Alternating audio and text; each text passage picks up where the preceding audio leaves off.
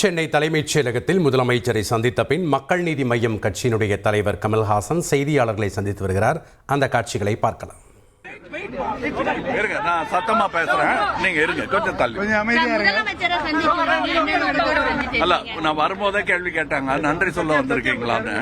ராஜ்யசபா சீட்டுக்கான நன்றி அப்படின்னு நினைச்சிட்டு இருந்தாங்க. அது பார்ட்டியில முடிவு பண்ணி யாருன்னு முடிவானதும் அப்ப நன்றி சொல்ல வருவோம். இப்ப வந்தது நன்றி சொல்லல, கொண்டாட வந்திருக்கோம். இந்த தீர்ப்பு நமக்கு சாதகமாக என்று சொல்வதை விட இந்தியாவுக்கே சாதகமான ஒரு தீர்ப்பை இவங்க போட்ட கேஸ்னால வந்திருக்குங்கிறதுனால கொண்டாடப்பட வேண்டியவர்கள் இவர்கள்.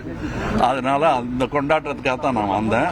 அதுல என்ன உதவி பண்ணணும்னாலும் தேசிய அளவில் இந்த வெற்றியை நமக்கு மற்றவர்களுக்கும் பிரயோஜனப்படும்படி கொண்டாட வேண்டும் என்பதை அவர்கிட்ட.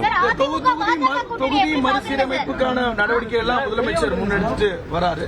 அது தொடர்பாக பேசுனீங்க? அதை பத்தி பேசல. இப்ப கொண்டாடுறதுக்காக தான் வந்தேன் நான். அதுக்கான அதுதான் ஒரு ஆண்டுக்கு முன்னாடி அவ்வளவு அவசரப்பட வேண்டியதில்லை. அதனால இப்ப நடந்த நல்ல சந்தோஷமான விஷயங்களை அதை பத்தி நீங்க பேசுங்க, நிறைய பேசுங்க.